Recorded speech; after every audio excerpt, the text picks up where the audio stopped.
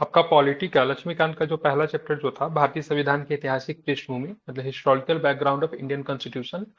तो हमने पहला चैप्टर को समाप्त कर लिया था। उसी के रिगार्डिंग जितना भी हमने पढ़ा था आज हम लोग सारे के सारे एमसीक्यू को देखेंगे। तो चलिए शुरुआत करते हैं। अब पहला एमसीक्यू का क्वेश्चन जो रहा है रेगुलेटिंग एक्ट की बात करेंगे तो 1773 से है। पहला क्वेश्चन जो है इस प्रकार से है, ठीक है।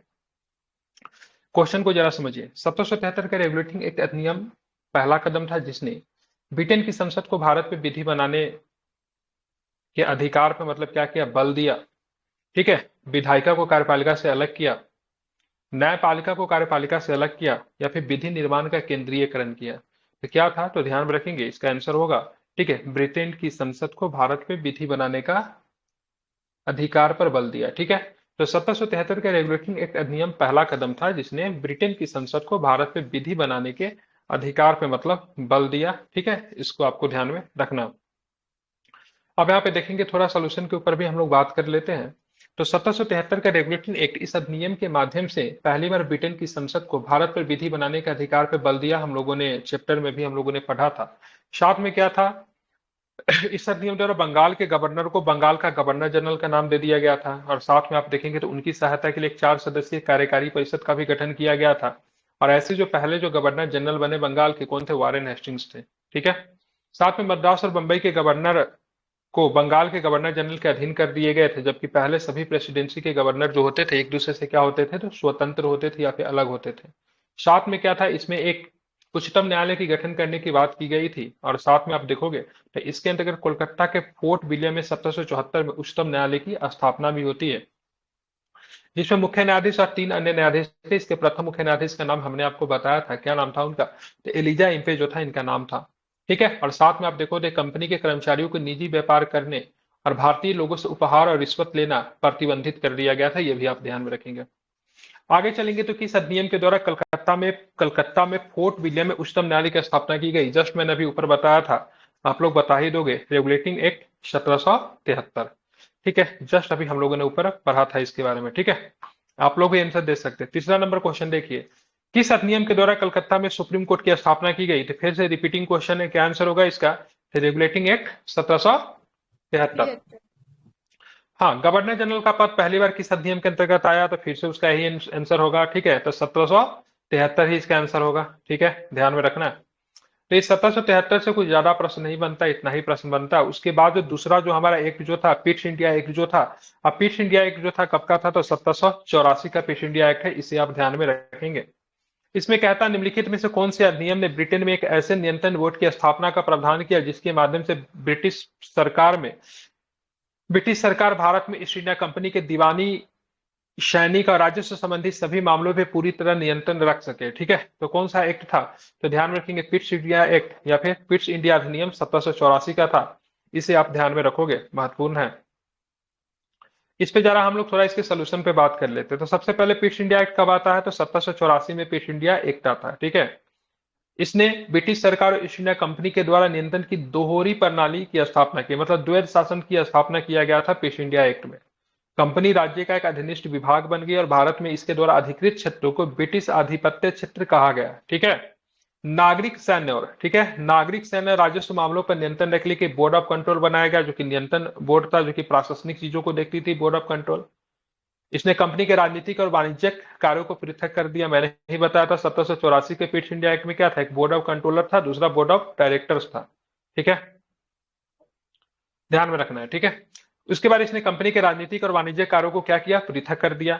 इस अधिनियम ने ब्रिटिश भारत को कंपनी के कार्य और इसके प्रशासन पर पूर्ण नियंत्रण क्या किया, तो प्रदान किया, ठीक है। कंपनी के व्यावसायिक तथा राजनीतिक कार्यों के किस एक्ट के द्वारा अलग किया गया था, आप बता ही दोगे, तो पिट्स इंडिया एक्ट 1784, जो कि ऑप्शन में नहीं है, तो ऑप्शन नंबर डी हो जाएगा, कोई भी नहीं, ठीक है। अगर आप लोगों ने अच्छे से चैप्टर को पढ़ा तो सारे कॉन्सेप्ट आपके क्लियर हो रहे होंगे, ठीक है। ब्रिटिश मिशनरियों को भारत में बसने की अनुमति प्रदान की गई, तो किस एक्ट में, तो ब्रिटिश मिशनरी जो थे, जो कि क्रिश्चियनिटी का प्रचार करते थे, क्रिश्चियन धर्म का प्रचार करते थे, इसके लिए मिशनरी जो आया था वो 1813 के एक्ट में आया था। किस एक्ट में आया था, तो 1813 के चार्टर एक्ट के द्वारा ब्रिटिश मिशनरी जो थे, ईसाई मिशनरी कह लीजिए, उनको भारत में अपने धर्म की प्रचार करने की अनुमति दी गई थी, ठीक है। जरा इसके सोल्यूशन के ऊपर बात करेंगे तो 1813 का चार्टर अधिनियम, इस अधिनियम ने भारत में कंपनी के व्यापार एकाधिकार को समाप्त कर दिया। ठीक है, परंतु भारत के व्यापार और चीन के साथ व्यापार में कंपनी एकाधिकारी बना रहा। ठीक है, मतलब कंपनी के व्यापारिक अधिकार को तो समाप्त कर दिया गया था 1813 के एक्ट में, लेकिन किन दो चीजों के व्यापार करने की उनकी अनुमति मिली हुई थी? तो एक चीन के साथ और दूसरा मतलब किसके साथ? तो चाय के साथ। ठीक है, चीन और चाय के साथ व्यापार ये कर सकते थे। और यहाँ पे आप देखोगे तो 1813 के अधिनियम में ही धर्म के प्रचार के लिए ईसाई मिशनरी को भारत में बसने की छूट दी गई थी। साथ में इस एक्ट में क्या था? भारतीयों की शिक्षा के लिए प्रतिवर्ष 1 लाख रुपए खर्च करने का भी प्रावधान था, लेकिन ये कभी आ नहीं पाता है। ब्रिटिश सरकार ने किस अधिनियम में सबसे पहली बार भारत में शिक्षा के लिए 1 लाख रुपए 1 लाख रुपए दिए थे? तो किस एक्ट में दिए थे? तो बता दोगे आप लोग? Charter act 1813। इसमें 1 लाख रुपए भारतीयों की शिक्षा पे खर्च करने के लिए प्रावधान थे, लेकिन ये कभी उपयोग में नहीं हो पाया। आप देखेंगे आगे एक प्रश्न देखते हैं क्या है। तो आप देखोगे यहाँ पे चार्टर एक्ट आ गया 1833 का आ जाता है। ठीक है, तो निम्नलिखित अधिनियमों में से किस एक ने भारतीयों को पहली बार कम से कम सैद्धांतिक रूप से ब्रिटिश भारतीय प्रशासन में उच्चतर पदों पर प्रवेश की अनुमति दी? तो आप लोग बता दोगे? चार्टर एक्ट जो था 1833 का चार्टर एक्ट था। ठीक है, इसके संदर्भ में हम लोग पढ़ेंगे क्या फैक्ट बनता है।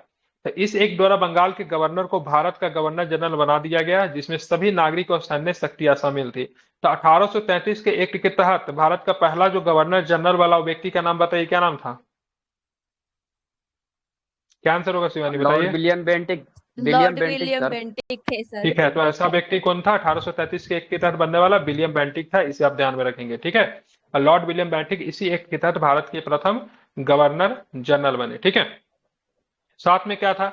मद्रास और बंबई के गवर्नर को विधायिका संबंधी शक्ति से वंचित कर दिया गया। एक वाणिज्यिक निकाय के रूप में ईस्ट इंडिया कंपनी की गतिविधियां समाप्त हो गई, मतलब पूरी तरीके से अब उनका व्यापारिक अधिकार जो भी था वो सबके सब छीन लिया गया। जैसे 1813 के एक्ट में चाय और चीन के साथ था, लेकिन यहाँ पे उनका पूरी तरीके से व्यापारिक अधिकार जो था छीन लिया गया। ठीक है, अब कंपनी विशुद्ध रूप से क्या बन गई? तो प्रशासनिक निकाय बन गई। ठीक है, मतलब राजनीतिक कार्यों को ही केवल कंपनी देखी कि ब्रिटिश सरकार के बिहाफ पे। ठीक है, इस अधिनियम ने सिविल सेवकों के चयन के लिए खुली प्रतियोगिता की एक प्रणाली की शुरुआत की और कहा कि भारतीय कंपनी के तहत, ठीक है ध्यान रखेंगे, भारतीयों को कंपनी के तहत किसी भी स्थान, कार्यालय और रोजगार से वंचित नहीं किया जा सकता। ठीक है, साथ में क्या था? तो अधिनियम के द्वारा गवर्नर जनरल की परिषद में एक विधि सदस्य की अभिवृद्धि हुई और 1833 के एक के तहत जो विधि सदस्य बनाया गया था वो पहला विधि सदस्य कौन था?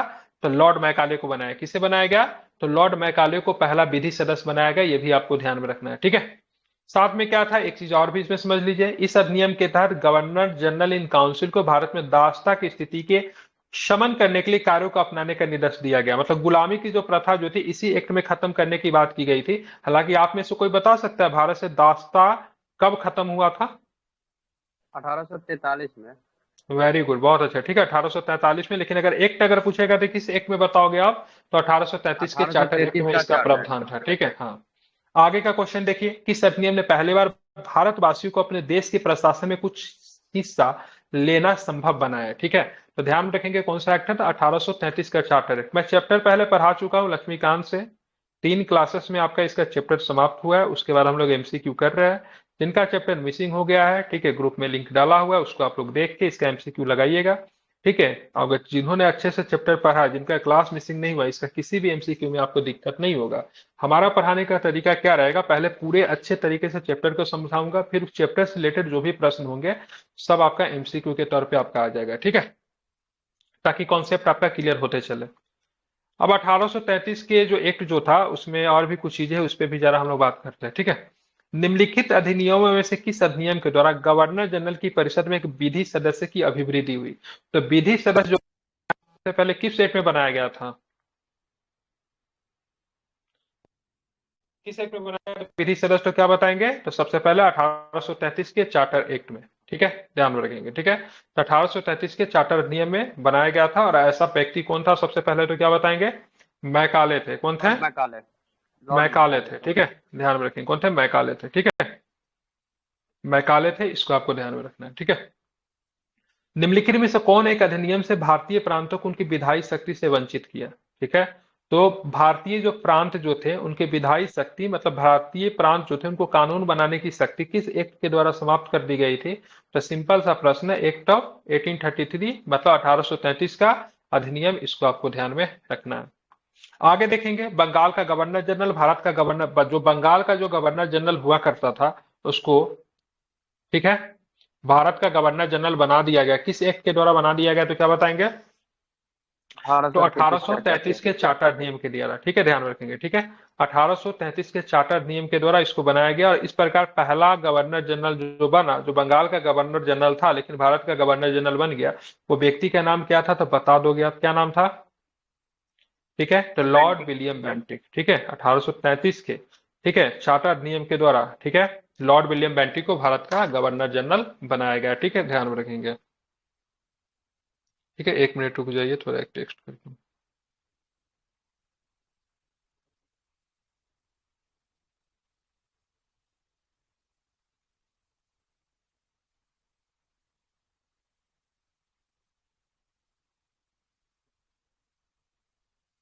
एक minute.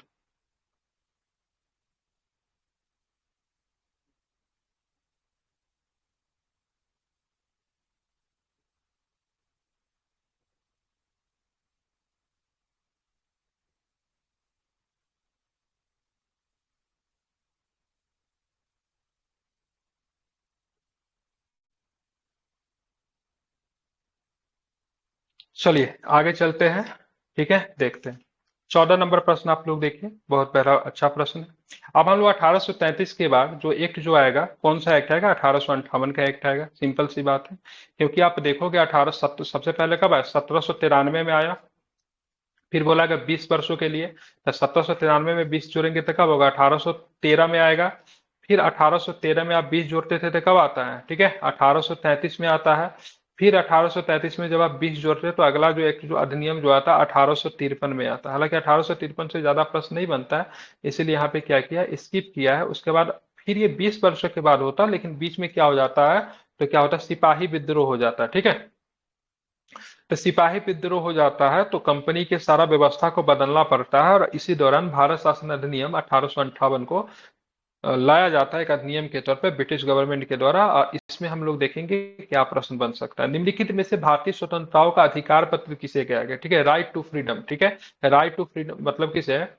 Which of the following term है the right to freedom of India act, किसे कहा गया? तो ध्यान में रखेंगे, तो यहाँ पे क्वींस डिक्लेरेशन, ठीक है, महारानी की घोषणा 58 को कहा गया। ठीक है, ध्यान रखना, ये महारानी की घोषणा कब हुआ था? कब हुआ था? 1858 में हुआ था। और कहाँ हुआ था, तो क्या बताएंगे? महारानी के घोषणा पत्र, अभी जो आप लोग इलाहाबाद देखते हैं, ठीक है, वहीं पे महारानी का घोषणा पत्र हुआ था। ठीक है, 1858 का महारानी का घोषणा पत्र कहाँ पे हुआ था? इलाहाबाद में महारानी का घोषणा पत्र हुआ था, ये भी आपको ध्यान में रखना है। ठीक है, चलिए आप इस पे थोड़ा और भी क्वेश्चन, जरा इसको हम लोग समझ लेते हैं। 1858 का अधिनियम की बात करेंगे तो इस अधिनियम के द्वारा भारत में कंपनी के शासन को पूरी तरीके से समाप्त कर दिया। कंपनी का 1833 के एक्ट में कंपनी के पूरे तरीके से व्यापार से वंचित कर दिया गया था। 1813 के एक्ट में क्या था, तो कंपनी को व्यापार से वंचित किया गया था, लेकिन चाय और चीन के छोड़ के। ठीक है, और 1833 में चाय और चीन वाला भी अधिकार जो था इसको छीन लिया गया था। अब इसको बोला गया था सब तुम व्यापार मत करो, अब तुम केवल राजनीतिक कार्यों को देखो ब्रिटिश सरकार के बिहाफ पे। लेकिन 1858 में कंपनी को ही समाप्त कर दिया गया। ठीक है, तथा भारतीय शासन संचालन का दायित्व किसके हाथों में आ गया? 1858 में क्राउन का शासन आ गया। और जब क्राउन का शासन जब आ जाएगा तो जो भारत का गवर्नर जनरल होता था, अब उनको क्या बुलाएंगे? तो भारत का वायसराय बुलाएंगे। ठीक है, साथ में क्या था इस एक्ट में और क्या क्या तब्दीली हुई? तो कोर्ट ऑफ डायरेक्टर्स में बोर्ड ऑफ कंट्रोल को समाप्त कर दिया करके नए पद बनाएगा, जिसको भारत राज्य का सचिव कहते हैं, जिनको या फिर भारत सचिव का पद का सृजन किया। ये भारत सचिव जो होता था ये भारत में नहीं रहता था, कहाँ रहता था? तो भारत सचिव आपको लंदन में रहता, ठीक है, या फिर ब्रिटिश पार्लियामेंट का नेतृत्व करता था। ठीक है, भारत सचिव की सहायता के लिए कितने सदस्यीय परिषद का गठन किया गया था, आप लोग बता ही दोगे, कितने सदस्य थे? तो 15 15 सदस्य था। ठीक है, बिल्कुल। गवर्नर जनरल का नाम बदल कर क्या रख दिया गया? तो वायसराय रख दिया। वाइस तो भारत का पहला वायसराय कौन बन जाएंगे उस समय, तो क्या बताएंगे? तो लॉर्ड लॉर्ड कैनिंग। ठीक कैनिंग। है, तो भारत के प्रथम वायसराय की बात करेंगे तो कौन होंगे? लॉर्ड कैनिंग होंगे। ये भारत के प्रथम वायसराय भी थे, अब भारत के अंतिम गवर्नर जनरल भी थे। ठीक है, इसको भी आपको ध्यान में रखना है, बहुत अधिक महत्वपूर्ण है। ठीक है, निम्न में से किस अधिनियम के द्वारा ब्रिटिश ताज से भारतीय प्रशासन को अपने हाथों में ले लिया गया? ठीक है, निम्न में से किस अधिनियम के द्वारा ब्रिटिश ताज ने भारतीय प्रशासन को अपने हाथ में ले लिया? तो बता दोगे आप लोग, बताने की आवश्यकता नहीं, बताओ क्या ऑप्शन होगा, ए बी सी, क्या लग रहा है आप लोग को? ये हो जाएगा सर, सी हो जाएगा, 1858। बिल्कुल ठीक है, तो बिल्कुल ब्रिटिश ताज ने भारतीय प्रशासन को कंपनी से अपने हाथों में कब ले लिया? तो 1858 में ले लिया, इसको आपको ध्यान में रखना है, ठीक है। अब आते हैं प्रथम भारत परिषद अधिनियम 1861। ठीक है, इसके बारे में समझते हैं। तो 1861 के अधिनियम की प्रमुख विशेषताएं क्या थी? The main feature of the act of 1861 were, क्या था मेन फीचर, क्या था? तो गवर्नर जनरल को आवश्यकता पड़ने पर अध्यादेश जारी करने का अधिकार दिया गया था, ठीक है। प्रांतों को स्थानीय विषयों के संबंध में कानून निर्माण का अधिकार दिया गया, ठीक है। उत्तरदायी शासन की व्यवस्था की गई, ठीक है, ध्यान में रखेंगे। तो मेन विशेषता की बात करेंगे तो इसका आंसर लिया ए, मतलब गवर्नर जनरल को आवश्यकता पड़ने पर अध्यादेश, जिसको ऑर्डिनेंस कहते हैं, वो जारी करने का अधिकार दिया गया था 1861 के एक्ट में, ठीक है। जरा इसको समझते हैं, ठीक है। वायसराय की कार्यकारिणी परिषद का विस्तार किया गया, जिसमें एक पांचवा सदस्य शामिल किया गया जो विधि वेता था, जिसको विधि सदस्य कहते थे। वायसराय की कार्यकारिणी परिषद को अधिक सुविधा से कार्य करने के लिए कानून बनाने की इजाजत दी गई, और इसी अधिनियम के तहत कैनिंग ने विभागीय प्रणाली की शुरुआत की। इस प्रकार मंत्रिमंडलीय व्यवस्था की नींव पड़ी, ठीक है। अगर पूछेगा भारत में पोर्टफोलियो प्रणाली, ठीक है, जिसको विभागीय प्रणाली बोलते हैं या फिर पोर्टफोलियो प्रणाली कहते हैं, किस किस अधिनियम में आया? तो 1861, क्या हो जाएगा? 1861 में, ठीक है। कानून बनाने के लिए कार्यकारिणी परिषद के 6 तथा अधिकतम 12 सदस्यों की वायसराय ने मनोमित कर सकता था। इनमें से न्यूनतम आधे सदस्य गैर सरकारी होते थे। इस तरह कानून बनाने की प्रक्रिया में भारतीयों के शामिल होने की गुंजाइश बढ़ गई थी, ठीक है। तो 1861 वाला एक्ट से प्रश्न क्या पूछता है? तो यहाँ पे मुख्य रूप से आप देखोगे तो मुख्य रूप से क्या दिया गया था? तो ऑर्डिनेंस, ठीक है, अध्यादेश जारी करने की शक्ति दी गई थी। अब बंबई और मद्रास प्रांतों के गवर्नर से जो विधि निर्माण की शक्ति जो 1833 के एक्ट में छीन ली गई थी, वह इसमें उनको पुनः वापस दे दी जाती है, ठीक है। तो बंबई और मद्रास प्रांतों को विधि निर्माण एवं उसे संशोधन का अधिकार पुनः दे दिया गया, लेकिन उनके द्वारा निर्मित कानून तभी वैध माने जाएंगे तब उस पर किसकी अनुमति होगी? वायसराय की अनुमति होगी, ठीक है। मतलब वायसराय जो था इस एक्ट में राष्ट्रपति की तरह, वर्तमान में राष्ट्रपति की तरह एक्ट कर रहा था, ठीक है। गवर्नर जनरल को संकटकालीन स्थिति में विधान परिषद की अनुमति के बिना अध्यादेश जारी करने की अनुमति दी गई। अध्यादेश कितने महीने तक लागू रहता है? अभी भी 6 महीने तक रखता है, उस समय भी 6 महीने तक था, ठीक है। आप देखेंगे गवर्नर जनरल परिषद में वृद्धि करके पहली बार एक अलग विधायी मशीनरी निर्मित की गई। कब की गई? तो सिंपल सा बात है, कब? तो भारत परिषद अधिनियम 1861 में की गई, ठीक है। निम्नलिखित में से किस अधिनियम के द्वारा भारत में प्रतिनिधि संस्थाएं, जिसको हम लोग क्या बोले, रिप्रेजेंटेटिव इंस्टीट्यूशन या फिर पोर्टफोलियो प्रणाली की शुरुआत की गई थी? कब की गई थी? तो भारत शासन अधिनियम, सॉरी, भारत परिषद अधिनियम 1861 या फिर इंडियन काउंसिल एक्ट 1861, ठीक है, इसको आपको ध्यान में रखना है। अब आते हैं भारतीय परिषद अधिनियम 1861 के संबंध में निम्न कथनों को पढ़कर सही विकल्प को आपको चुनना है। इस अधिनियम के फलस्वरूप गवर्नर जनरल की कार्यपालिका परिषद में कुल सदस्यों की संख्या 7 हो गई। विधि निर्माण के लिए अतिरिक्त सदस्यों की संख्या कम से कम 6 और अधिक से अधिक 12 कर दी गई। प्रांतीय और केंद्रीय विषयों में किसी तरह का भेदभाव नहीं रखा गया। उपर्युक्त में से कौन सा कथन सही है? तो ध्यान रखिएगा, दूसरा तो बिल्कुल सही है, ध्यान में रखेंगे, इसका आंसर क्या है? बी। बी में दूसरा और तीसरा स्टेटमेंट की बात करेंगे, सही है। दूसरा में क्या था? तो दूसरा में देखेंगे तो क्या था यहाँ पे, एक मिनट नीचे आने दीजिए, क्या था? तो विधि निर्माण के लिए अतिरिक्त सदस्यों की संख्या कम से कम 6 और अधिक से अधिक 12 कर दी गई।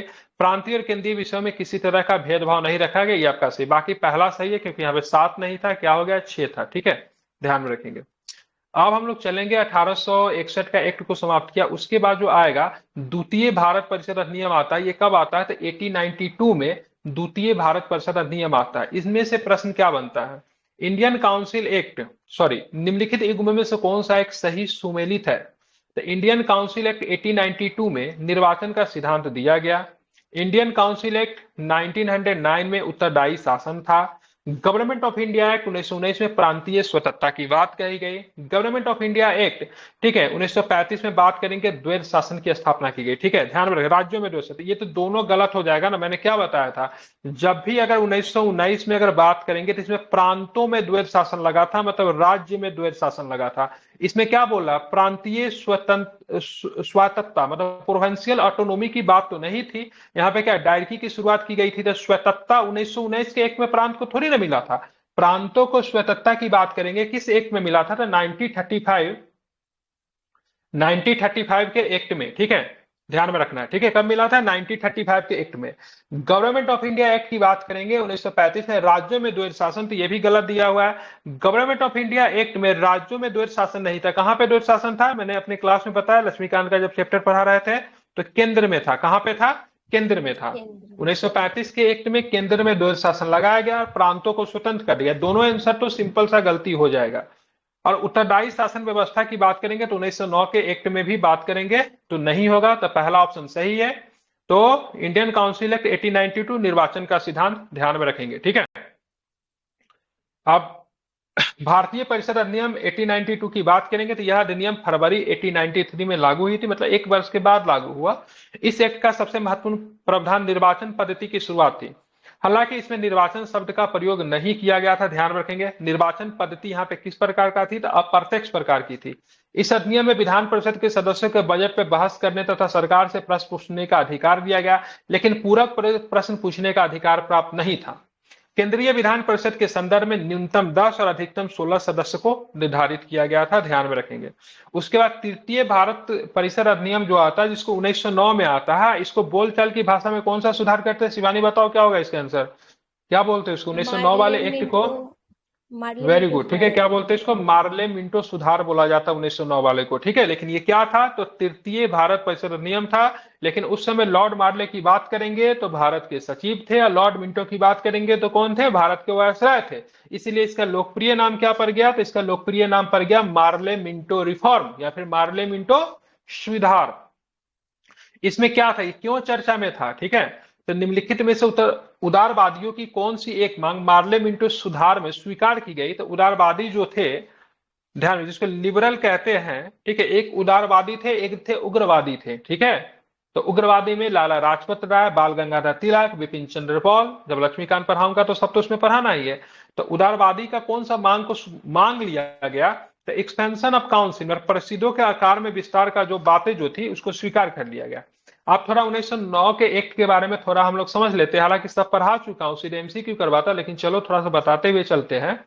तो भारतीय परिषद अधिनियम 1909 मार्ले मिंटो सुधार, ठीक है, क्यों कहते हैं, क्योंकि लॉर्ड मार्ले भारत के राज्य सचिव थे, और लॉर्ड मिंटो की बात करेंगे भारत के क्या थे, तो वायसराय थे, ठीक है, इसको आपको ध्यान में रखना है। इसने केंद्रीय और प्रांतीय विधान परिषदों के आकार में काफी वृद्धि की। केंद्रीय परिषद में सदस्य 16 से बढ़कर कितना हो गया, तो 16 से बढ़कर 60 हो गया, ठीक है। इसमें केंद्रीय परिषद में सरकारी बहुमत को बनाए रखा, लेकिन प्रांतीय परिषदों में गैर सरकारी सदस्यों की बहुमत की अनुमति दी गई। प्रांत में मतलब राज्य में, ठीक है, समझिएगा। आप देखेंगे इसमें सबसे ज्यादा विवाद चीज क्या थी, तो मुसलमानों के लिए या फिर मुस्लिमों के लिए पृथक निर्वाचन प्रणाली की व्यवस्था की गई थी इसमें, ठीक है। इसके अनुसार मुस्लिम सदस्यों का चुनाव मुस्लिम मतदाता ही कर सकते थे। इसीलिए कहते हैं 1909 के एक्ट में सांप्रदायिकता निर्वाचन प्रणाली का प्रारंभ किया गया, ठीक है, ध्यान में रखेंगे, ठीक है। विधान परिषद के सदस्यों को बजट पर बहस करने के दौरान अनुपूरक प्रश्न पूछने का अधिकार मिला, किंतु मतदान का अधिकार नहीं था। एक भारतीय, ठीक है, ध्यान रखेंगे, यहाँ पे नाम जरा सुधारिएगा। एक भारतीयों को यहाँ पे पहली बार वायसराय की कार्यकारी परिषद में नियुक्त किया गया। कौन थे भारतीय, सत्येंद्र प्रसाद सिन्हा नहीं थे। क्या नाम था उनका, क्या बताया था मैं, प्रसाद की जगह पे क्या होगा, अन्य थे ना सर। हाँ प्रसन्न, ठीक है, क्या थे, सत्येंद्र प्रसन्न सिन्हा, सत्येंद्र प्रसाद सिन्हा नहीं थे। तो वायसराय की कार्यकारी परिषद में नियुक्त होने वाले पहले व्यक्ति कौन थे, तो सत्येंद्र प्रसन्न सिन्हा थे। इनको 1909 में चुना गया था। कब चुना गया था, 1909 में चुना गया। इनको कौन सा सदस्य बनाया गया था, तो क्या बताएंगे, इनको विधि सदस्य बनाया गया था, ठीक है।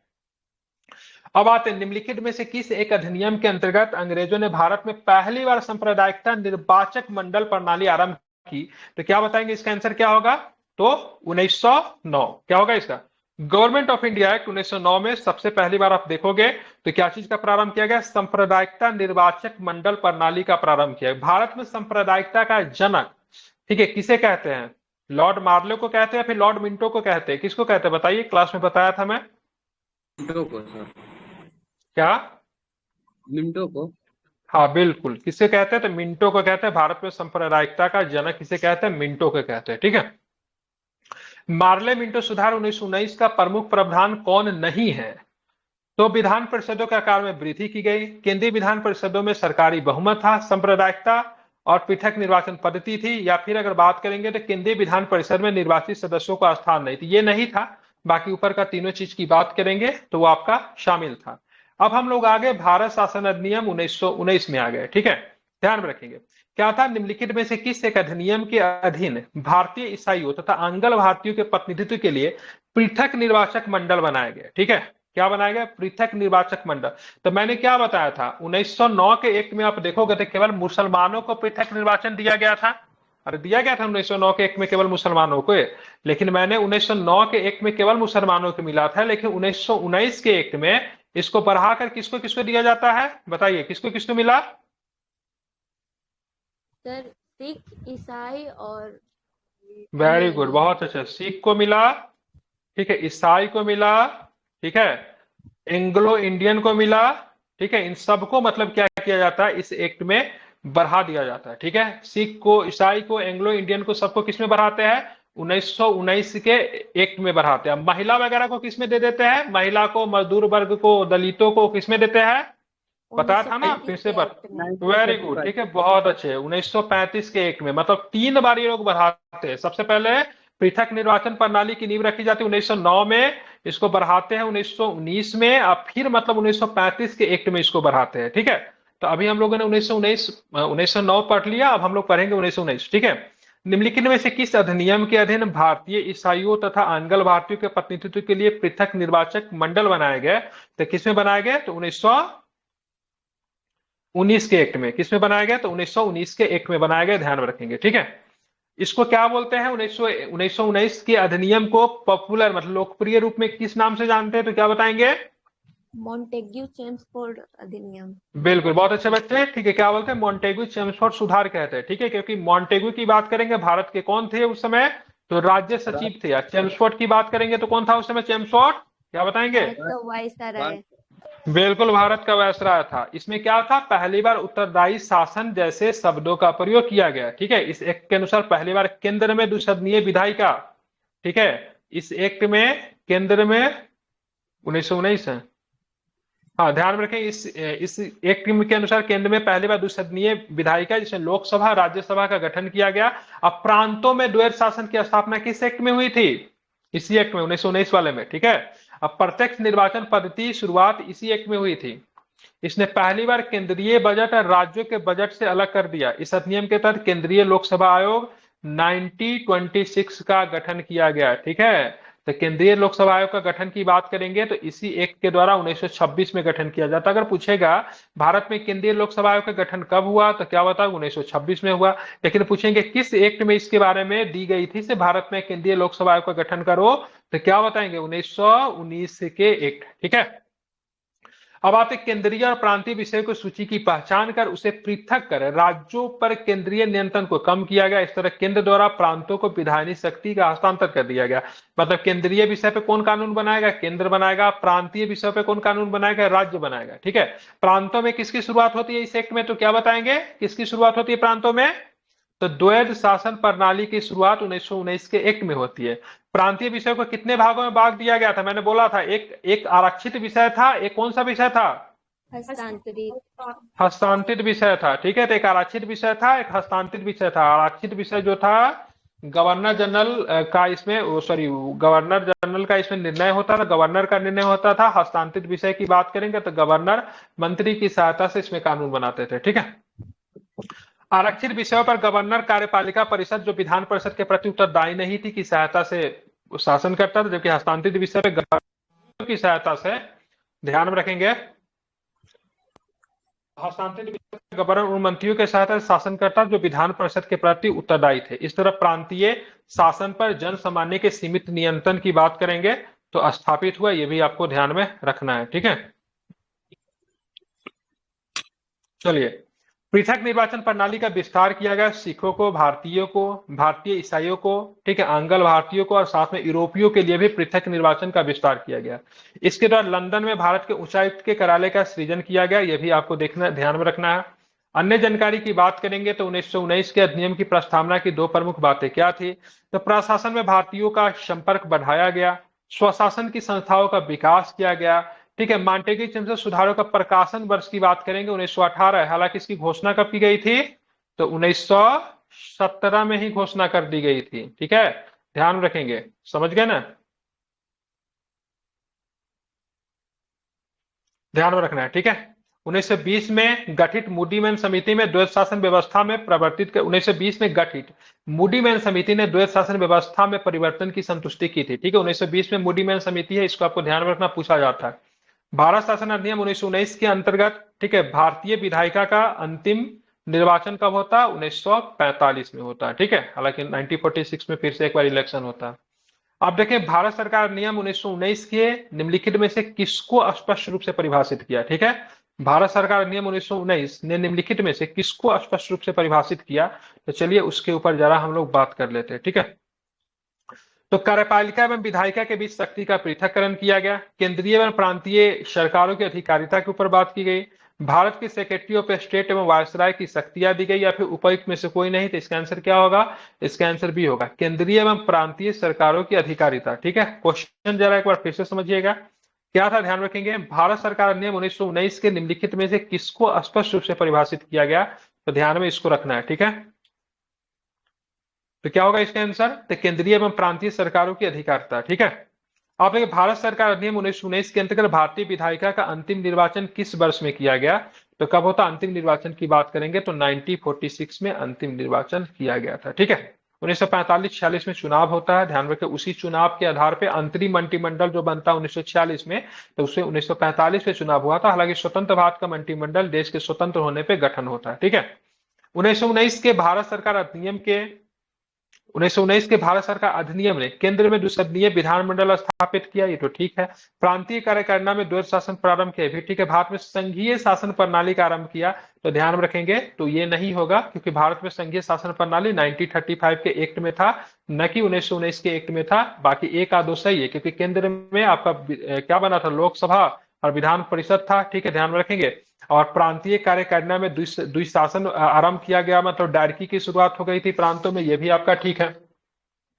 भारत में द्वैध शासन सर्वप्रथम निम्नलिखित में से किसके अधीन आरंभ किया गया? तो द्वैध शासन की बात करेंगे तो क्या था? मांटेगू चेम्स्फोर्ड सुधार, ध्यान रखेंगे, यही 1919 में आया था। इसमें आपको द्वैध शासन सर्वप्रथम आपको इंट्रोड्यूस किया गया। ठीक है, अब आते हैं, देखेंगे और भी क्या प्रश्न है, उस पर भी प्रश्न जरा देखते हैं हम लोग। तो यहाँ पे प्रश्न है डायरकी। ठीक है, डायरकी की बात निम्न में से किस अधिनियम के अंतर्गत द्वैध शासन व्यवस्था लागू की गई? ठीक है, भारतीय परिषद अधिनियम 1861, ठीक है, भारतीय परिषद अधिनियम 1892, या फिर भारतीय परिषद अधिनियम 1909। तो द्वैध शासन की बात करेंगे कहां पे? ठीक है, यहाँ पे दिया नहीं है ना, निम्न में से किस अधिनियम के अंतर्गत द्वैध शासन व्यवस्था लागू किया गया? तो अगर इस प्रश्न में 1919 भी ऑप्शन रहता और इस प्रश्न में 1935 भी ऑप्शन रहता, ये क्वेश्चन गलत हो जाता। ठीक है, समझ रहे हैं ना? क्योंकि यहाँ पे प्रांतों में अगर द्वैध शासन पूछेगा तो 1919 होगा, अगर केंद्र में अगर द्वैध शासन पूछेगा तो 1935 होगा। ठीक है, लेकिन यहाँ पे तो ऐसा कुछ दिया नहीं, प्रांत में पूछ रहा है कि केंद्र में पूछा, लेकिन इसमें कहीं भी 1935 ऑप्शन नहीं है, तो इसलिए क्या आंसर होगा? 1919 ही होगा। डेट मीन्स ये क्वेश्चन किसके बारे में बात कर रहा है? तो प्रांत के बारे में ही बात कर रहा है। ठीक है, क्योंकि 1935 तो ऑप्शन में कहीं है नहीं। ठीक है, तो ध्यान में रखिएगा, प्रांतों में द्वैध शासन 1919 में और केंद्र में द्वैध शासन की बात करेंगे तो 1935 में। ठीक है, अब आते हैं 1919 के भारत शासन अधिनियम की निम्नलिखित में से कौन सी प्रमुख विशेषताएं है? प्रांतों की कार्यकारिणी सरकार में द्वैध शासन की व्यवस्था की गई, तो बिल्कुल की गई। ठीक है, मुसलमानों के लिए पृथक सांप्रदायिकता निर्वाचक मंडलों की व्यवस्था की गई थी, तो 1919 वाला में नहीं था ना, किस एक्ट में था? क्या बताएंगे, किस एक्ट में था? तो 1909 ईस्वी के एक्ट में था। ठीक है, हाँ, केंद्र द्वारा प्रांतों को विधायनी शक्ति का हस्तांतर कर दिया गया, तो बिल्कुल ध्यान में रखेंगे, ये भी सही है, तो एक और तीन सही है। बाकी ये वाला गलत इसलिए हो गया कि मुसलमानों के लिए एक पृथक सांप्रदायिक निर्वाचन मंडलों की व्यवस्था 1919 के एक्ट में नहीं थी। किस एक्ट में थी? तो 1909 के एक्ट में थी। ठीक है, अब आते आगे क्वेश्चन देखेंगे, केंद्र में कौन सा एक्ट द्विसदनीय विधायिका लाया? तो 1919 के एक्ट में केंद्र में द्विसदनीय व्यवस्था लाया गया था, द्विसदनीय विधायिका लाई गई थी। अभी भी आपके केंद्र में द्विसदनीय विधायिका है, कौन सा है? तो एक आपका लोकसभा है और दूसरा कौन सा अभी केंद्र में? ठीक है, राज्यसभा है। तो इसकी शुरुआत कभी ना कभी कब हुई थी? तो 1919 के एक्ट में ही हो गई थी। हालांकि उस समय लोकसभा तो बोलते थे, इसको क्या बोलते थे? राज्य परिषद आई थिंक बोलते थे। ठीक है, नाम इसका अलग था, हालांकि इसका नाम लोकसभा ही था। अब आते आगे, देखेंगे आगे कौन सा प्रश्न है, वो भी जरा हम लोग देखते हैं। भारत सरकार ने 1919 के निम्नलिखित में से किसको स्पष्ट रूप से परिभाषित किया? ठीक है, तो न्यायपालिका एवं विधायिका के बीच शक्ति का पृथक्करण, ठीक है, या फिर केंद्रीय एवं प्रांतीय सरकारों की अधिकारिता, या फिर भारत में सेक्रेटरी ऑफ स्टेट एवं वायसराय की शक्तियां। तो किसको परिभाषित कर दिया? तो केंद्रीय एवं प्रांतीय सरकारों की अधिकारिता, मतलब the jurisdiction of the central and provincial government. इसके बारे में आप देखोगे तो स्पष्ट रूप से परिभाषित कर दिया गया था 1919 के एक्ट में। ठीक है, अब आते हैं, देखेंगे भारत के लिए उच्चायुक्त पद का सृजन कब किया गया था? 1919 के एक्ट में। ठीक है, हाई कमिश्नर बनाया गया था। पहले कौन होता था? भारत सचिव होते थे ना, लेकिन इस एक्ट में हाई कमिश्नर बनाया गया और भारत सचिव के कुछ पावर को हाई कमिश्नर को ट्रांसफर कर दिया गया। ठीक है, तो the post of high commissioner was created for India, मतलब भारत के लिए उच्चायुक्त के पद का सृजन कब किया गया? तो अंडर द एक्ट ऑफ 1919 के अधिनियम के अंतर्गत, 1919 के अधिनियम के अंतर्गत ही बनाया गया। ठीक है, भारत सरकार अधिनियम 1919 किस प्रकार आधारित है? किस पे आधारित था? 1919 वाला अधिनियम को क्या बोलते हैं? लॉ मार्लेमेंटो या फिर मॉन्टेग्यू चेम्सफोर्ड, क्या बोला जाता है? क्या बोलते हैं? तो मॉन्टेग्यू चेम्सफोर्ड बोलते हैं। ठीक है, ध्यान में रखना, सारा पढ़ा दिया, गलती नहीं होना चाहिए। प्रांतों में आंशिक उत्तरदायी सरकार निम्नलिखित में से किस एक्ट के अधीन गठित हुई थी? प्रांतों में आंशिक उत्तरदायी सरकारें निम्नलिखित में से किस एक्ट के अधीन गठित हुई थी? तो the government of India act 1919। ठीक है, प्रांत में। अब आते हैं, ध्यान में रखेंगे, आगे चलते हैं, देखते हैं कौन सा प्रश्न है। तो सन 1919 के अधिनियम के अंतर्गत दी गई द्वैध शासन व्यवस्था निम्नलिखित में से किस एक ने परिवर्तन की संतुष्टि की थी? किसने की थी? मूडीमैन समिति। चलो बताइए, क्या नाम है? शशि बताइए, मूडीमैन समिति कब बनी थी? सुप्रिया माइक खोलिए। आप क्या सो रही है क्या? एक बार भी नहीं बोली उस समय से। कब बना था मूडीमैन समिति? सर 1920 में बना था। हाँ ठीक है, बीच में से बोलना होता है, क्लास में आके सुना नहीं है। ठीक है, यहाँ पे पर्सनली बच्चों का ध्यान रखा जाता है। ठीक है, कब बनी थी? 1920 में। अब मूडीमैन समिति ने क्या बोला था? भाई साहब देखो, तुमने द्वैध शासन जो लगा रखा प्रांतों में, इसको क्या करो? समाप्त करो। क्या करो? इसको समाप्त करो। ठीक है, तो प्रांतों में द्वैध शासन को कब समाप्त कर दिया गया? किस एक्ट में समाप्त किया गया प्रांत से द्वैध शासन? जल्दी। 1935। बिल्कुल ठीक है, 1935 के एक्ट में प्रांत से द्वैध शासन को हटा दिया गया। इसकी संतुष्टि किसने की थी? तो मूडीमैन ने। ठीक है, अब आते हैं, देखिए आगे देखिए। 1919 के अधिनियम की प्रस्तावना में निम्न बातें थी। क्या थी? तो प्रशासन में भारतीयों का संपर्क बढ़ाया जाए, स्वशासन संस्थाओं का विकास किया जाए, या फिर ए और बी दोनों। ठीक है, तो दोनों के दोनों चीजें थी। ठीक है, बोला गया था भाई साहब, भारत प्रशासन में भारतीयों को संपर्क को बढ़ाए, क्योंकि भारत में अगर आपको प्रशासन करना है, यहाँ पे भारतीयों का योगदान होना चाहिए, स्वशासन की संस्थाओं का विकास भी किया जाना चाहिए। सबके सब थी इसमें। ठीक है, मॉन्टेग्यू चेम्सफोर्ड सुधार का प्रकाशन कब हुआ? तो ध्यान देखिए, गलती मत कीजिएगा। ठीक है, प्रकाशन पूछ रहा है। अगर पूछेगा लागू कब हुआ, तो आंसर क्या होगा? अगर लागू पूछेगा तो 1919। ठीक है, अगर पूछेगा प्रकाशन, अगर पूछेगा तो 1918। हाँ 1918। ठीक है, लागू दोनों में अंतर क्या है?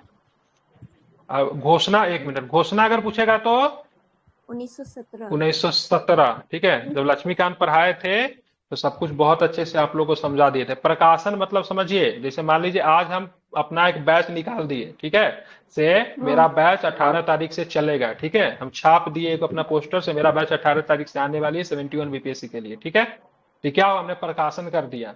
और से ये 1918 मान लीजिए से 18 तारीख को मेरी बैच आने वाली है, ये प्रकाशन हो गया। ठीक है, हम लोग घोषणा करें, लेकिन हम बैच शुरू करें 19 तारीख से, तो लागू तो 19 तारीख से हुआ ना। हाँ।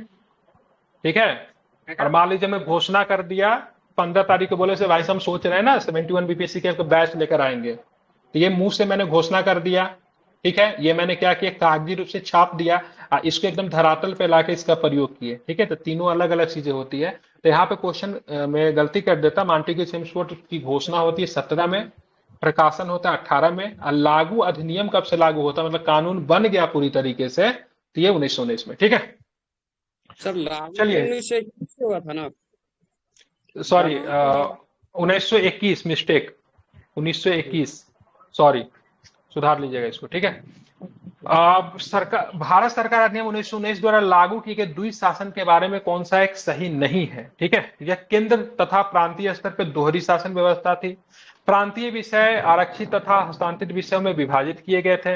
राज्यपाल विधान परिषद के निर्वाचित सदस्यों में से मंत्री नियुक्त करता था, या फिर राज्यपाल के पास बहुमत के निर्णय को, ठीक है, प्रत्यादेश करने की शक्ति थी। मतलब भारत सरकार ने 1919 के द्वारा लागू के द्विशासन के बारे में कौन सा एक सही नहीं है, तो इसका आंसर जो होगा क्या होगा, फर्स्ट आंसर, ठीक है। यहाँ पे यह केंद्र तथा प्रांतीय स्तर पर दोहरी शासन व्यवस्था थी, नहीं, 1919 के एक्ट में केवल किस स्तर पे थी, तो केंद्र स्तर पे दोहरी शासन थी, न कि मतलब किस पे, प्रांतीय स्तर पे नहीं थी। किस स्तर पे दोहरी शासन थी, ठीक है, तो ध्यान में रखेंगे। सॉरी, दोहरी शासन की बात करेंगे, प्रांत स्तर पे थी, केंद्र स्तर पे नहीं थी। किस स्तर पे थी, तो प्रांत स्तर पे दोहरी शासन थी, न कि मतलब केंद्र स्तर पे। केंद्र स्तर पे दोहरी शासन कब आएगी, तो 1935 के एक्ट में आएगा, ठीक है, ध्यान में रखेंगे, ठीक है। इसको आपको ध्यान में रखना इंपॉर्टेंट है, ठीक है। चलिए अब हम लोग आगे चलते हैं, तो देखेंगे कौन सा प्रश्न है। देखिए, प्रांतीय प्रांतीय विषयों तथा केंद्रीय विषयों से पृथक करने के लिए जिस अधिनियम में पहली बार सांवैधानिक नियम बनाए गए, वो कौन सा था, तो गवर्नमेंट ऑफ इंडिया एक्ट 1919 में प्रांतीय विषय और केंद्रीय विषयों से पृथक करने के। यहाँ पे अभी देखिए तीसरा विषय कौन सा शामिल होगा 1935 के एक्ट में, अभी तक केवल प्रांतीय विषय केंद्रीय विषय है ना, एक और भी विषय शामिल होगा, सूची शामिल हो जाएगा, कौन सा होगा, संवर्ती, वो 1935 वाला में होगा, ठीक है, ध्यान में रखेंगे। मॉन्टेग्यू चेम्सफोर्ड प्रस्ताव 1919 की प्रमुख अनुशंसा थी, क्या थी, तो प्रांतीय शासन पर जन सामान्य का सीमित नियंत्रण, प्रांतीय विधानसभा को पूर्ण शक्ति दे दो, शक्ति का अधिकतम विकेंद्रीकरण करो, या फिर केंद्र में कोई भी उत्तरदायी सरकार नहीं, ठीक है। तो प्रांतीय शासन पर जन सामान्य का सीमित नियंत्रण, ठीक है, ध्यान रखेंगे, इनकी ये क्या थी, तो प्रमुख अनुशंसा थी। अब जो आ गया हमारा आखिरी, जिसको हम लोग बोलते हैं भारत शासन अधिनियम 1935, सबसे बड़ा और सबसे व्यापक, ठीक है। जब भारत 15 अगस्त 1947 को स्वतंत्र हुआ और 26 जनवरी 1950 को जब अपने स्वयं को प्रभुत्व संपन्न लोकतंत्रात्मक गणराज्य घोषित किया, इस बीच की अवधि में भारत सरकार किसके उपबंधों के अधीन कार्य करती थी। मतलब आप देखोगे 15 अगस्त 1947 को हम स्वतंत्र होते हैं, लेकिन हमारा संविधान तो उस समय बना नहीं था। हमारा संविधान बन के कब तैयार होता, पूरी तरीके से 26 जनवरी 1950 को। तो ये जो समय जो है 2.5 साल का, जो समय जो है 2.5 साल का अप्रॉक्स, इसके बीच में हमारा शासन व्यवस्था किसके आधार पर चल रहा था, किसके आधार पर चल रहा था, तो क्या बताएंगे, तो भारत शासन अधिनियम 1935 के आधार पर हमारा शासन व्यवस्था क्या हो रहा था, चल रहा था, ठीक है। इस एक्ट ने पहली बार अखिल भारतीय संघ, मतलब संघात्मक सरकार का भी, मतलब अगर पूछेगा ना फेडरल गवर्नमेंट या फिर संघात्मक सरकार की स्थापना का प्रयास किस एक्ट में किया गया, तो 1935 के एक्ट में किया गया था, ठीक है। क्या था इस अधिनियम, ध्यान रखिए, इस अधिनियम के तहत केंद्र तथा प्रांतों के बीच में 3 सूची, मैंने बताया ना 1919 वाला में कितने सूची, 2 सूची, प्रांतीय सूची और केंद्रीय सूची। यहाँ पे कितने सूची, 3 सूची। संघीय सूची में कितना विषय, 59 विषय। राज्य सूची में कितने विषय, 54 विषय। और समवर्ती सूची में बात करेंगे तो 36 विषय, ठीक है। मतलब समवर्ती सूची पे राज्य और केंद्र दोनों कानून बना सकते थे, ठीक है। यहाँ पे शक्तियों का बंटवारा किया गया, लेकिन जो अपशिष्ट शक्तियां किसके पास रखेगी, वायसराय के पास। मैंने बताया था अपशिष्ट शक्तियां कौन सा होता है, मान लीजिए कोई विषय राज्य सूची में भी नहीं है और संघ सूची में भी नहीं है, समवर्ती सूची में भी नहीं है कोई ऐसा सब्जेक्ट, तो इस पे कानून कौन बनाएगा, तो इस पे शक्ति किसके पास दे दिया, गवर्नर जनरल के पास दिया गया। जो तीनों सूची में नहीं, अगर उस पे अगर बनाने की अगर कानून आवश्यकता हो तो गवर्नर जनरल इस पे विचार करेगा। प्रांतीय स्तर पर द्वैध शासन को क्या कर दिया गया, समाप्त कर दिया गया। उद्देश्य क्या था, तो प्रांतीय स्वायत्तता को बढ़ावा देना। अब लेकिन अब केंद्र स्तर पर द्वैध शासन प्रणाली की स्थापित की गई। तो 1935 में केंद्र स्तर पर द्वैध शासन प्रणाली लाया गया। इस अधिनियम के तहत राज्यों में उत्तरदायी सरकार की स्थापना का भी प्रावधान था, ठीक है। दलितों, महिला और मजदूर वर्ग के लिए अलग से निर्वाचन व्यवस्था कर सांप्रदायिक प्रतिनिधित्व का विस्तार किया गया। तो 1909 में केवल मुसलमानों को दिया, 1919 में एंग्लो इंडियन को दिया, भारतीय सिख को दिया, भारतीय ईसाई को दिया, यूरोपियन को दिया। 1935 के एक्ट में दलितों को दिया, महिला को दिया और मजदूर वर्ग को दिया, ठीक है। तो मतलब 1909, 1919 और 1935 में सांप्रदायिक प्रतिनिधित्व को मतलब क्या किया गया, तो विस्तार किया गया, ठीक है। इस एक्ट के तहत पहली बार संघीय न्यायालय, ठीक है, संघीय न्यायालय ध्यान में रखेंगे, 1937 की स्थापना की गई। अगर पूछेगा सर संघीय नाली की स्थापना भारत में कब हुई, तो 1935। लेकिन अगर संघीय नाली की स्थापना करने की बात किस एक्ट में थी, तो 1935 के एक्ट में थी। ठीक है, तो भारत में ध्यान में रखिएगा संघीय न्यायालय की स्थापना इसी एक्ट में थी, ध्यान में रखना है। और संघीय न्यायालय के निर्णय के खिलाफ प्रीवी काउंसिल में इसका अपील की जाती थी। अब प्रीवी काउंसिल कहाँ था, बताइए कहाँ पे था प्रीवी काउंसिल? कलकत्ता में, बॉम्बे में, दिल्ली में, कहाँ पे था, या फिर इनमें से कोई नहीं? कलकत्ता में था ना सर? प्रीवी काउंसिल लंदन में था। ठीक है, ध्यान रखेंगे। ठीक है, इस अधिनियम के तहत संघीय लोकसभा आयोग की स्थापना की गई। साथ ही प्रांतीय लोकसभा आयोग और दो या दो से अधिक राज्यों के लिए संयुक्त लोकसभा आयोग की भी स्थापना की। एक केंद्रीय बैंक की भी स्थापना हुई थी ना, आरबीआई की स्थापना 1935 के एक्ट के द्वारा ही की गई थी। ठीक है, ध्यान में रखेंगे। 1 अप्रैल 1935 है कि 1 जनवरी 1935 से आरबीआई की स्थापना? अप्रैल है कि जनवरी है? अप्रैल है लेकिन सर। एक तारीख है, आई थिंक अप्रैल। हाँ क्या है, जनवरी? अप्रैल है सर। हाँ, तो 1 1 अप्रैल अप्रैल 1900। 1935। हाँ हाँ, ठीक है, ध्यान में रखिएगा। पहला जो गवर्नर जो था, क्या नाम था? ओसबन स्मिथ। अब पहला भारतीय गवर्नर की बात करेंगे तो सीडी देशमुख। ठीक है, याद रखिएगा। अभी वर्तमान में कौन है, तो शक्तिकांत दास। ठीक है, चलिए अब यहाँ पे देखोगे क्या था, तो यहाँ पे 6 प्रांतों में द्विसदनीय व्यवस्था प्रारंभ की गई। कहाँ कहाँ पे थी? बंगाल में थी, बंबई में थी, मद्रास में थी, बिहार में थी, संयुक्त प्रांत में। संयुक्त प्रांत को क्या बोलते थे? यूनाइटेड प्रोविंस, जिसको अपने यूपी बोलते हैं ना, उस समय यूपी को ही संयुक्त प्रांत बोलते थे। इसी का अंग्रेजी अनुवाद है, यही उत्तर प्रदेश बन गया। ठीक है, पहले इसको यूनाइटेड प्रोविंसेस कहते थे या फिर संयुक्त प्रांत कहते थे। असम में भी मतलब 6 प्रांतों में द्विसदनीय व्यवस्था का प्रारंभ किया गया। मतलब वहां पे 2 हाउसेस होते हैं। जैसे बिहार में आप देखोगे तो विधान परिषद और विधान सभा है, उसी तरह उस समय 6 जगह पे था। इस अधिनियम के तहत 5 में, ठीक है, अपवर्जित क्षेत्र तथा आंशिक रूप से अपवर्जित क्षेत्र संबंधी प्रावधान भी किए गए थे। 28 को ध्यातव्य है कि आजादी के बाद भारत के संविधान के प्रवर्तन तक, मतलब जब तक संविधान हमारा नहीं बना तब तक जो शासन व्यवस्था जो थी इसी के उपबंधों के अधीन कार्य करती थी। ठीक है, वर्तमान संविधान में लगभग 80% की बात करें, 250 से अधिक अनुच्छेद भारत शासन अधिनियम 1935 से ही लिए गए। ठीक है, इसीलिए भारतीय संविधान का मूल आधार की बात करेंगे तो 1935 के भारत शासन अधिनियम को ही माना जाता है। ठीक है, निम्नलिखित में से कौन सी एक वह मूल अधिकारिका है जिसके भारतीय संविधान विकसित हुआ, तो क्या बताएंगे? The government of India act 1935, या फिर ध्यान में रखेंगे भारत शासन अधिनियम 1935 का लगभग 250 अनुच्छेद को इसमें से उठा लिया गया है। अगर पूछा जाएगा भारतीय संविधान पर सबसे अधिक प्रभाव किसका है, तो ध्यान में रखेंगे इसी का है। ठीक है, ध्यान में रखना है। ठीक है, बहुत महत्वपूर्ण है, इसे याद रखिएगा। अब चलते हैं भारतीय शासन अधिनियम 1935 के द्वारा स्थापित संघ में अपशिष्ट शक्तियां किसके पास दी गई? तो अभी भी अपशिष्ट शक्तियां की बात करेंगे तो किसके पास रहेगी, तो गवर्नर जनरल के पास ही अपशिष्ट शक्तियां, वायसराय कहना ज्यादा उचित है, वायसराय के पास ही अपशिष्ट शक्तियां थी। अब मैंने पहले ही बताया था अपशिष्ट शक्तियां का डिफिनेशन क्या होगा, तो वैसा सब्जेक्ट जो कि मतलब विधान सॉरी वैसा सब्जेक्ट जो कि मतलब संवर्ती सूची में नहीं है, राज्य सूची में नहीं है, संघ सूची में नहीं है, तो वैसे सब्जेक्ट पे कानून बनाने की शक्ति वायसराय के पास थी। ठीक है, अभी अपशिष्ट शक्ति की बात किसके पास है, तो अभी के समय में अपशिष्ट शक्ति की बात करेंगे तो केंद्र के पास है। किसके पास है, तो केंद्र के पास है, ध्यान में इसको रखेंगे। ठीक है, 1935 के भारत सरकार अधिनियम के निम्नलिखित में से कौन सी एक वैशिष्ट युक्त नहीं था?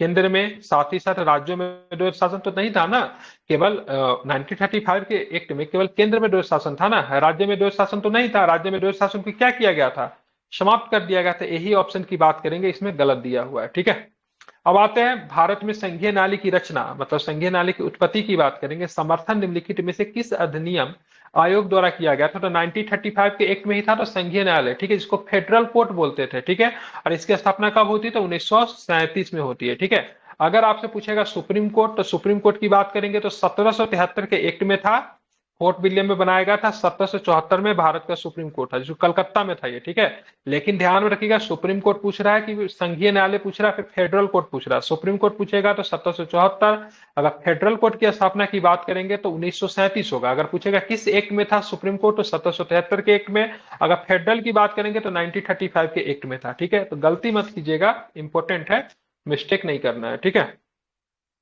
ब्रिटिश भारत में संघीय नाले के विषय में जो कथन सत्य हुआ है, इसकी स्थापना 1919 के अधिनियम के द्वारा की गई थी। संघीय नाले नहीं था। ठीक है, ध्यान में रखेंगे। प्रीवी काउंसिल में अपील की जा सकती थी, बिल्कुल कर सकते थे प्रीवी काउंसिल में अपील। ठीक है, ऊपर भी हम लोगों ने पढ़ा है।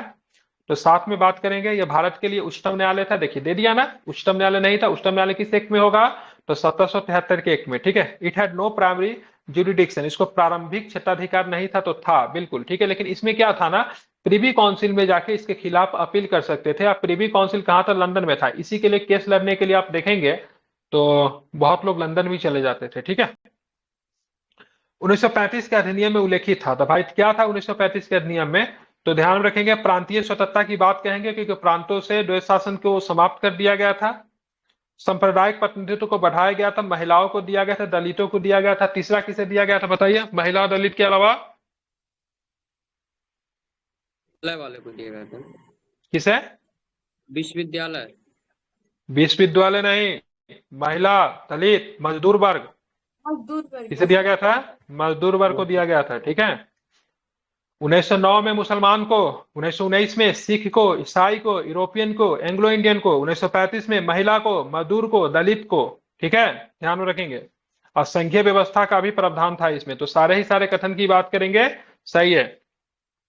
भारत में प्रांतीय स्वतंत्रता लागू हुई थी। प्रांतों में स्वतंत्रता किस एक्ट में था, तो 1935 के एक्ट में था, ठीक है। प्रांत से स्वतंत्रता किस एक्ट में छीन ली गई थी, तो 1919 के एक्ट में छीन ली गई थी, 1935 के एक्ट में उसको लौटा दी गई थी, ठीक है।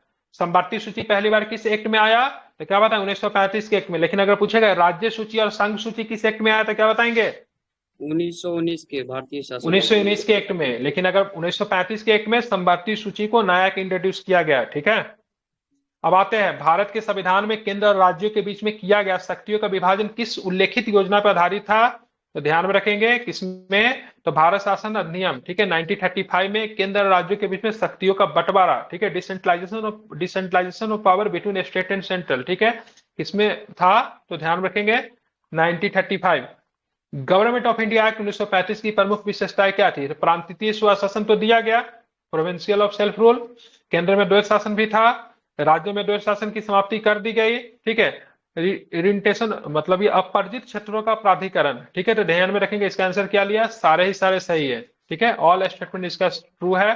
प्रांतीय स्वतंत्रता का शुरुआत हुआ था, डायरकी एट सेंट्रल मतलब केंद्र में द्वैत शासन लगी थी, राज्यों में द्वैत शासन की समाप्ति हुई थी, अपवर्जित क्षेत्रों का प्रतिधारण, ठीक है, ध्यान में रखें, ये भी आपका सही है, ऑल स्टेटमेंट ट्रू है। ये क्वेश्चन आईएएस के प्री में पूछा हुआ है, ठीक है। देखेंगे निम्नलिखित में से एक भारत शासन अधिनियम 1935 की मुख्य विशेषताओं में से नहीं था, यह प्रांतीय स्वतंत्रता के सूत्रपात का संकेत था, ठीक है। इस अधिनियम में अखिल भारतीय महासंघ का प्रावधान था, ठीक है। इसे भारतीय स्तर पर, इसे प्रांतीय स्तर पर द्वैत शासन प्रणाली को समाप्त करके केंद्र में लागू किया, ठीक है। और अवशिष्ट विषय प्रांतीय विधायिका को आवंटित किया गया, तो गलत है। अवशिष्ट विशेषताएं किसके पास थी, तो वायसराय के पास थी, किसके पास थी,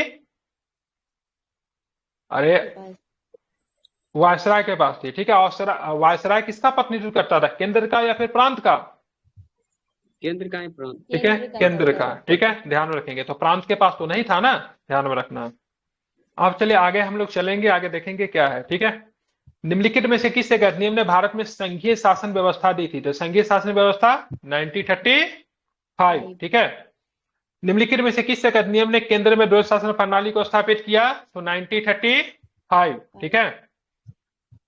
किस अधिनियम के द्वारा अंग्रेजों ने अखिल भारतीय संघ प्रस्थापित किया, तो 1935, ठीक है, ध्यान रखेंगे। क्या होता है, ऑल इंडिया फेडरेशन बोलते हैं, अखिल भारतीय संघ, ठीक है। अब चलिए आगे देखेंगे, निम्नलिखित में से किस एक अधिनियम के द्वारा भारत में संघीय न्यायालय की स्थापना हुई, तो संघीय न्यायालय की स्थापना 1935, ऑप्शन नहीं है तो नन ऑफ दीज, ठीक है, ऑप्शन के चक्कर में नहीं पड़ना है। भारत सरकार अधिनियम के अधीन एक संरक्षक न्यायालय, ठीक है, संरक्षक न्यायालय का गठन भारत सरकार अधिनियम के अधीन एक संरक्षक न्यायालय का गठन किया गया, जो कहलाता था क्या, संघीय न्यायालय।